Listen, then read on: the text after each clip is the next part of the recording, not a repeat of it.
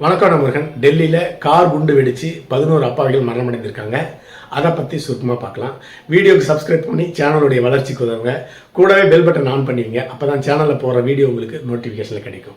சரி, வீடியோக்குள்ளே போகலாம். டெல்லி செங்கோட்டைக்கு அருகில் டிராஃபிக்கில் வண்டி ஸ்லோ ஆகும் பொழுது i20 காரில் இருந்த கார் குண்டு வெடித்து 11 அப்பாவிகள் மரணமடைந்திருக்காங்க. அந்த குண்டு வெடிப்புக்கு காரணம் தீவிரவாதிகள். பாகிஸ்தானிலிருந்து செயல்பட்டு கொண்டிருக்கின்ற ஜெய்ஷ் முகமது இயக்கம் தான் இந்த கார் குண்டு வெடிப்பை நிகழ்த்திருக்கிறது. அது முதல் கட்ட ஆய்வில் தெரிய வந்திருக்கிறது. என்ஐஏ அதிகாரிகள் அந்த குண்டு வெடிப்பு நடந்த இடத்திற்கு சென்று பார்வையிட்டிருக்கிறாங்க. இந்த குண்டு வெடிப்பு நடப்பதற்கு 4 நாட்களுக்கு முன்பாக தான் காஷ்மீரில் ஜெய்ஷ் முகமதுக்கு இயக்கத்திற்கு ஆதரவான போஸ்டர்கள் ஒட்டப்பட்டது. உடனடியாக காஷ்மீர் காவல்துறையினர் இந்த போஸ்டர் ஒட்டினது யாரு, இதில் யாருக்கெல்லாம் தொடர்பு இருக்குது அப்படின்னு சொல்லிட்டு ஒவ்வொருத்தராக விசாரணை நடத்தும் பொழுது அதனுடைய முடிவு ஆரம்பமாக ஒரு டாக்டர் போய் சென்றடைகிறது. அந்த டாக்டர் வீட்டில் காவல்துறை அதிகாரிகள் சென்று சோதனை நடத்தப்பட்ட பொழுது 3000 கிலோ எடையுள்ள வெடிபொருள் கைப்பற்றப்பட்டது. அந்த சம்பவம் நடந்து அந்த 3000 கிலோ வெடிமருந்து கைப்பற்றப்பட்டு 4 நாட்கள் கழித்து அந்த இயக்கத்தை சேர்ந்த தீவிரவாதிகள் டெல்லியில் செங்கோட்டையில் கார் குண்டு வெடிப்பு நடத்தி 11 அப்பாவிகளை கொலை செய்திருக்கிறார்கள். அப்படிங்கிறது தான் என்ஐஏ அதிகாரிகள் ஆரம்ப கட்ட விசாரணையில் கண்டுபிடித்திருக்கிறார்கள்.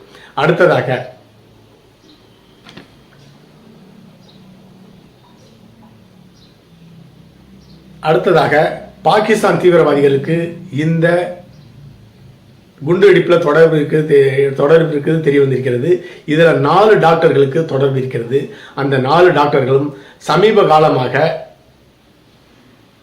துருக்கிக்கு சென்று வந்திருக்கிறது தெரிய வந்திருக்கிறது. இந்த 4 டாக்டரில் ஒரு பெண் மருத்துவரும் ஒரு பெண் மருத்துவரும் இந்த கார் குண்டு வெடிப்பு சம்பந்தப்பட்ட தீவிரவாத செயலில் தொடர்பு இருக்கு என்று கண்டுபிடித்திருக்கிறார்கள். அடுத்ததாக ஜெய்ஷ் முகமது இயக்கம். இந்த ஜெய்ஷ் முகமது இயக்கம் அப்படிங்கிறது பாகிஸ்தானை தலைமையமாக கொண்டு செயல்படுகின்ற ஒரு இயக்கம். இந்த இயக்கம் உலகம் முழுக்க தீவிரவாத செயல்களை செய்வதுதான் இந்த இயக்கத்தினுடைய குறிக்கோள்.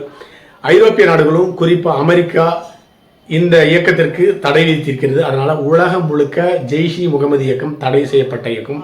இந்த இயக்கம் தான் இந்த டெல்லி குண்டு வெடிப்புக்கு பின்புலமாக இருந்து செயல்பட்டு கொண்டிருக்கிறது. அடுத்ததாக துருக்கியினுடைய சதி திட்டம். இந்த டெல்லி குண்டு வெடிப்புக்கு உண்டான சதி திட்டம் தீட்டப்பட்டது துருக்கி. அப்படி இல்லை, துருக்கியிலிருந்து தான் இந்த சதி திட்டம் தீட்டப்பட்டிருக்கிறதுன்னு சொல்லிட்டு என்ஐஏ அதிகாரிகள் ஆரம்ப கட்ட விசாரணையில் கண்டுபிடிச்சிருக்கிறாங்க. இந்த குண்டு வெடிப்புக்கு முக்கியமான காரணமாக இருந்தது முகமது உமர் அப்படிங்கிற டாக்டர் தான் முதல்ல கைது பண்ணியிருக்காங்க. இந்த டாக்டர் சில மாதங்களுக்கு முன்பாக தான் துருக்கி போயிட்டு வந்திருக்கிறாரு. துருக்கி போன இடத்துல துருக்கியில் வச்சு ஜெய்ஷ் முகமது தீவிரவாத இயக்கங்களுடைய தலைவர்களை சந்தித்து ஆலோசனை பெற்று வந்திருக்கிறார் அப்படின்னு எடுத்துக்கொள்ளலாம். அதன் தொடர்ச்சியாக தஜ்முதீன் அப்படிங்கிற டாக்டரும் அவருக்கு அடுத்து துருக்கிக்கு போயிட்டு அதே ஜெய்ஷ் முகமது இயக்கத்தினுடைய தீவிரவாத குழு தலைவர்களை சந்திச்சு வந்திருக்கிறாரு. அவர்கள் ஜெய்ஷ் முகமது இயக்க தலைவர்கள் போட்ட உத்தரவை தான் இந்த ஸ்லீப்பர் செல்கள் நிறைவேற்றியிருக்கிறார்கள் அப்படிங்கிறது வெட்ட வெளிச்சமாக தெரிய வந்திருக்கிறது. அடுத்ததாக துருக்கி சமீப காலமாக இந்தியாவுக்கு எதிராக செயல்படுகின்ற பேசப்படுகின்ற ஒரு நாடாக துருக்கி இருந்து கொண்டிருக்கிறது. குறிப்பா புல்வாமா தாக்குதல். சமீப ஒரு 2 மாதங்களுக்கு 3 மாதங்களுக்கு முன்பாக தான் புல்வாமாவில் தீவிரவாதிகள் தாக்குதல் நடத்தி ஏராளமான அப்பாவிகளை கொன்று குவித்தார்கள். அப்படி புல்வாமா தாக்குதல் நடத்தப்பட்ட பிறகு இந்திய ராணுவம் பாகிஸ்தானுக்குள்ள ஊடுருவி பாகிஸ்தானுடைய தீவிரவாத நிலைகள் இராணுவ நிலைகள் மீதுலாம் தாக்குதல் நடத்தினாங்க. அப்படி இந்தியா பாகிஸ்தான் மீது தாக்குதல் நடத்தியதற்கு இந்தியாவுக்கு கண்டனம் தெரிவித்தது துருக்கி. அதே துருக்கி பாகிஸ்தான் இந்தியாவின் மீது போர் தொடுத்தால் நாங்கள் முழுமையாக ஆதரிப்போம், கூடவே ஆயுதமும் கொடுப்போம் அப்படின்னு சொல்லிட்டு வெளிப்படையாக அறிவித்த நாடு துருக்கி. அதனால தான் இந்த தீவிரவாதிகள் இந்த 4 டாக்டர்களும் துருக்கிக்கு சென்று தீவிரவாத குழுக்களை சந்தித்து அவர்களுடைய உத்தரவின் பேரில் இந்த டெல்லி செங்கோட்டையில் இந்த குண்டு வெடிப்பை நிகழ்த்தியிருக்கிறார்கள் என்று எடுத்துக்கொள்ள வேண்டும். அடுத்ததாக உள்துறை அமித்ஷா அவர்கள் இந்த குண்டு வெடிப்பு நடத்தப்பட்ட உடனே உள்துறை அமைச்சர் அமித்ஷா அவர்கள் குண்டு வெடிப்பு நடந்த இடத்திற்கு சென்று மேற்பார்வையிட்டு ஏராளமான உத்தரவுகளை இந்த என்ஐஏ இயக்கத்திற்கு உத்தரவிட்டிருக்கின்றார். அடுத்ததாக இந்தியாவுடைய பிரதமர் வெளிநாட்டு சுற்றுப்பயணத்தில் இருந்தாலும் இந்த குண்டுவெடிப்புக்கு கண்டனம் தெரிவிச்சிருக்காரு. அது மட்டும் இல்லாமல் உலக நாடுகள் எல்லாமே இந்த தீவிரவாதிகளுடைய கோழைத்தனமான செயல்களுக்கு கண்டனம் தெரிவிச்சிருக்காங்க. ஆனால் பாகிஸ்தான் மௌனம் காக்கிறது. இந்த பாகிஸ்தானுடைய மௌனத்திற்கு காரணம் இந்த குண்டுவெடிப்பு நிகழ்த்தியதே பாகிஸ்தான் தான் இதனுடைய பின்புலமாக செயல்பட்டிருக்கிறது. அதனால பாகிஸ்தான் மௌனமாக இருக்கிறது என்று எடுத்துக்கொள்ள வேண்டும். இந்த தீவிரவாதிகள் எப்படிப்பட்டவர்கள் அப்படின்னு சொன்னால், பெற்ற தாயையே கொலை செய்ய தயங்காத ஒரு கொடூர மனம் படைத்தவர்கள்லாம் இந்த தீவிரவாதிகள்.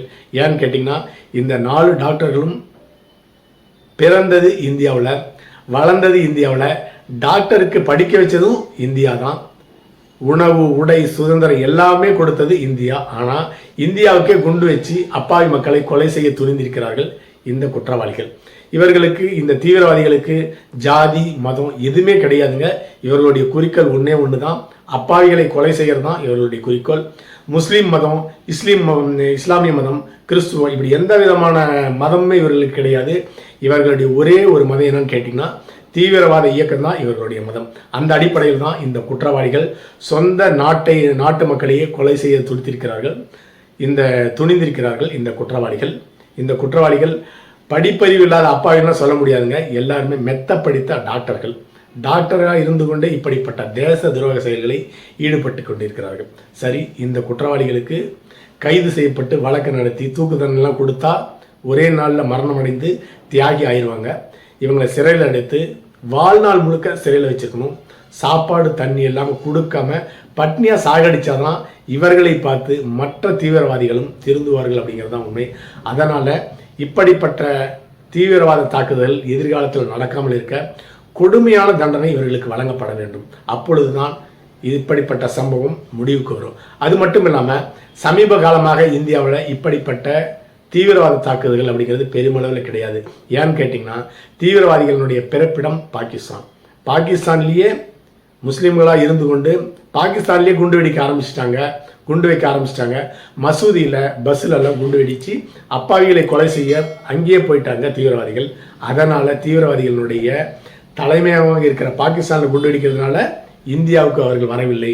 இப்பொழுது 1-2 குண்டு வெடிப்புகள் இந்தியாவில் நடந்து கொண்டிருக்கிறது. இதுவும் தடுத்து நிறுத்தப்பட வேண்டும் என்றால் மிக கடுமையான தண்டனையை இந்திய சிறையில் இப்படிப்பட்ட தீவிரவாதிகளுக்கு கொடுக்கணும். அதுதான் ஒரு முடிவாக இருக்கும். அடுத்த பதிவில் சந்திக்கலாம். நன்றி.